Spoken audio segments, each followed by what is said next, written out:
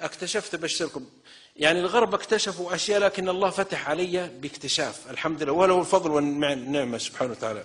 مثل ما اكتشف اينشتاين النظرية النسبية، أنا اكتشفت نظرية في الحياة الزوجية وكتبتها في الصحيفة في الشرق الأوسط وانتشرت في النت، اسمها الوصفة السحرية للحياة الزوجية. يعني إذا طبقت هذه الوصفة سوف تعيش أنت وزوجتك أسعد حياة في العالم. اسمعوا مني، أنا اكتشفتها، لم يسبق أن اكتشفها أحد من فضل الله عليه سبحانه، لأنكم تظنون فقط أن إسحاق نيوتن أو اينشتاين الله يجعل حتى في المشرق سبحانه ربي سبحانه.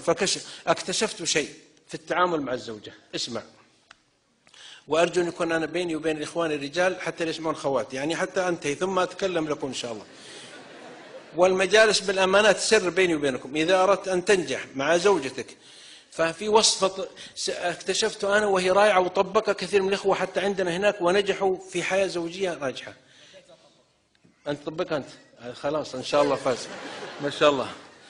إذا اختلفت مع زوجتك فحاول ألا ترد عليها ولا تقمعها ولا ترهبها بالصوت أو بالصوت أو تقول ما صدقتي أو كذبتي أعوذ بالله أو يا كذا، لا، اتركها تفضفض. المرأة تريد أن تفضفض، ولا تنتبه للتلفزيون، لا تشتغل بالتلفزيون ولا اجلس واستسلم أمامها، أنا صحيح، وسلم رقبتك واجلس متأدبا وادع لها تتكلم بس، ولا تحاول ترد أبد، لا ترد حتى لا بحق ولا بباطل، وقل صدقتي وأنا أتوب إلى الله.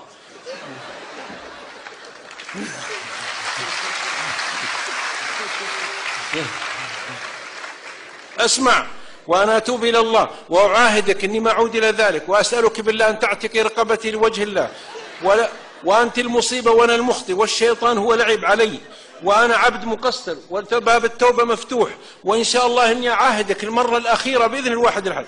فالمرأة عاطفية وكريمة دائما المرأة، وهي أكرم من الرجل في الغالب، حتى يقول المتنبي ولو أن النساء كمن عرفنا لفضلت النساء على الرجال، فما التأنيث لاسم الشمس عيب ولا التذكير فخر للهلال.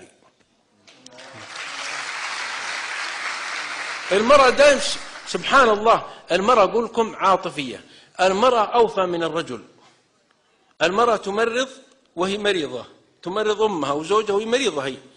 المرأة تحمل ابنها طفلا وتحتضنه وتحتضن زوجها في قلبها وتقوم على الرعاية وتحاول أن تحرص، ومع ذلك تجد الرجل كأنه متكلم. فأقول هذا عليكم بالدراسة، فإذا قلت ما استسلمت لا ترد، لا تحاول ترد.